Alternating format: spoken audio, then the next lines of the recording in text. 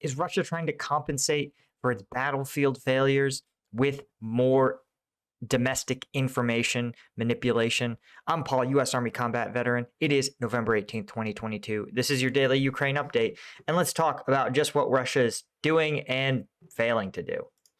So when we look at the map, we can see that today, of course, in addition to a bunch of shelling, we've seen more ground attacks here at this line of contact where Ukraine and Russia literally have overlapping territory. We can also see that Russia has launched a series of attacks at Bilohorivka. Maybe this is an indicator that they're learning, but they're not really learning because, again,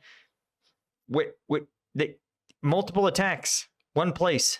You have to concentrate your forces. Why would you disperse them?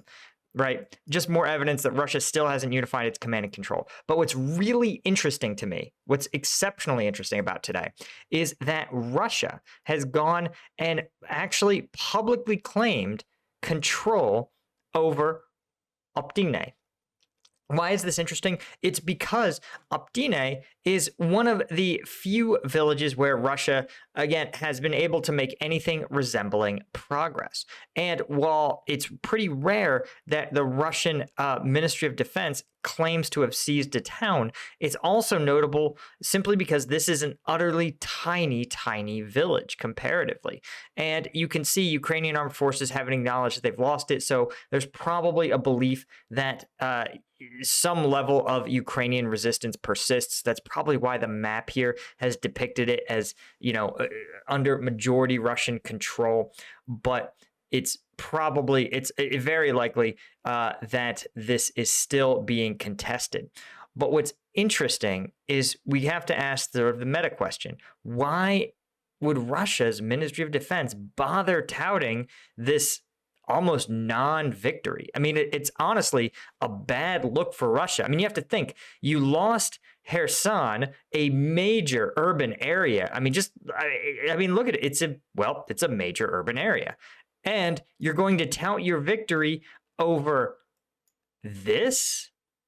Like, bro, this is a suburban neighborhood in the US. This is so small.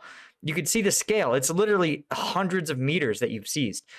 Well, the answer is, I think, relies in the information space. And let's talk about this a little bit. So, first off, Russia has launched another massive wave of missile strikes across Ukraine. 5 airstrikes and 25 cruise missile strikes at civilian infrastructure. And this is significant for a couple of reasons. First, Ukrainian Air Command noted that Ukrainian Air Defense Forces took down 5 cruise missiles, 5 drones, 2 guided missiles. So this is, Ukrainian missile defense remains relatively effective. And in fact, the previous volley of 80-something cruise missiles, you saw them be even more effective, shooting down something in the 70s out of the 70 percentile. So then you got to ask yourself, why would Russia continue to use its very limited supply of precision munitions against Ukrainian civilian targets that are already prepared with capable air defenses? And again, we have to look at the internal propaganda, the internal workings of the Russian state, right? So, and it's also worth pointing out, as ISW does, that Russia does not have that many remaining precision strike munitions like cruise missiles. It's less than probably about 500 now. It's probably less than 200. So they could do a few more volleys like this, and then they will be out. Sanctions will probably stop them from making more at any substantive rate. So what's going on? Well, let's look here. We can discern a little bit from more news. Vladimir Putin has recently signed a decree changing the composition of the Russian Presidential Council for Civil Society and Human Rights, their Human Rights Council, and expels 4 Russian human rights activists, including one woman who wrote a piece criticizing the patriotic telegram channels and nationalist mill bloggers who have cornered the information space against opposition outlets. And who deviate from the predominant Kremlin line of the war in Ukraine. Now, this is interesting because this is someone who obviously wasn't seen as being an anti-state person at baseline. And this is someone who's only role is criticizing these ultra-nationalist mill bloggers who, it's worth noting, have themselves gone against the Kremlin. The mill blogger community, if you've been on this channel for any length of time, you know that these Russian nationalist mill bloggers are furious and extremely critical of the Russian Ministry of Defense. And so by booting one of their critics, Putin is de facto saying that their criticism is valid, but criticism of them isn't. That's pretty bizarre, right? And also, of course, these Russian media said that members of this HRC wanted to look into the circulated video of the execution of the Wagner Group fighter who reportedly defected to Ukraine. This is also interesting because, as we know, Wagner Group is not part of the Russian military, and executing someone with a sledgehammer, that's not hyperbole, that's what happened, is, almost certainly a war crime and law of war violation. And in the United States, right, allegations of misconduct by our non-state military, Blackwater, this was, 15 years ago. When that happened, you saw an outpouring of public both the public's outrage and also elected officials' outrage, so much so that Blackwater lost a number of contracts. The contractors were put on trial after a lengthy debacle deciding whose authority they were on. But this is vastly different simply because, again, a non-state group headed, remember, by Prigozhin, someone who is, again, a vicious critic of the Ministry of Defense, they're getting backed up. It's their critics who are being silenced. This is really, really interesting. And what does this really mean? And what I think it means is that the Russian ultranationalist community, the Russian mill bloggers who really speak for the most strident what we would in the US we'd probably call right wing. It's tough you can't plot other countries on your political spectrum. The world's just too complex for that. But what we would consider like ultra right wing, ultra nationalists, they are now the prize being fought over, because they are the ones who will keep this war in operation. And it's fascinating to see the fact that the tail is wagging the dog. Look, Vladimir Putin, one of the most powerful men on planet Earth, is beholden to Telegram influencers. Guys, this is the equivalent. I'm saying this without any irony. This is the equivalent of Joe Biden calling like me and Ryan Macbeth and Arthur Rahe and being like, hey guys, we heard you're mad about the way the U.S. forces were deployed in Afghanistan.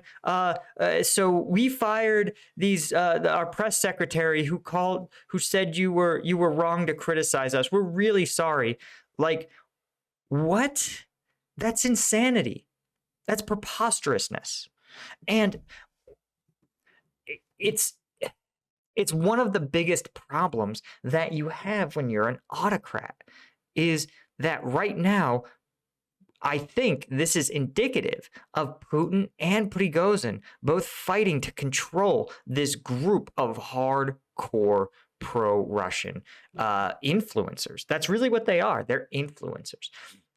And of course, the irony is not lost on me that, Russia certainly has used the information space against other countries, and now their own information space is coming to bite them in the ass. But one of the things that's also fascinating is that advocating for missile strikes is something that is a constant, a staple of these Russian mill bloggers. They love seeing missile strikes target civilian infrastructure. They believe that it's punishing Ukraine. They believe that they're really effective, even though, as we discussed, we've known since the Second World War, right, at least since Vietnam, that these sort of broad strikes against civilian infrastructure, they don't disrupt the war effort. If you're unsure of what I'm talking about, you could look up Operation Rolling Thunder. This was the U.S.'s effort to do the exact same thing to the civilian infrastructure of North Vietnam. They would just carpet bomb Hanoi, but it just made the Vietnamese people more resilient. It didn't really diminish the fighting strength. And so no one who's picked up a book in the last 20 years is going to advocate for this. And yet Russia continues to do it. And the reason is not because it's going to help win the war against Ukraine, right? Because the people in the trenches don't use electricity or have running water anyway, right? Instead, what it's going to do is appease the ultra-nationalist, and it's going to keep them happy and feeling like it's effective. This is obviously an intensely dangerous way of doing business. I can't emphasize this enough. This is allowing the most extreme faction of your government to get disproportionate sway and influence military decision-making is beyond the pale. But we have to hope that at some point cooler heads will prevail, though, man, Putin has sure managed to exterminate everyone who isn't Prigozhin, basically, in terms of political or potential, someone with a power base, anyone with a power base large enough to rival him. The only other person who has any popular following is Navalny, and he's in a penal colony. Anyway, guys, thank you so much for joining me. Of course, if you want the combat video breakdowns too, the viral combat vids that YouTube definitely won't let me show you, that's going to be on the Patreon. We're definitely going to drop the Patreon video this morning. Thanks so much to my Lieutenant tier patrons. You guys are the ones who make this whole thing possible, and I'll see you all in the next one.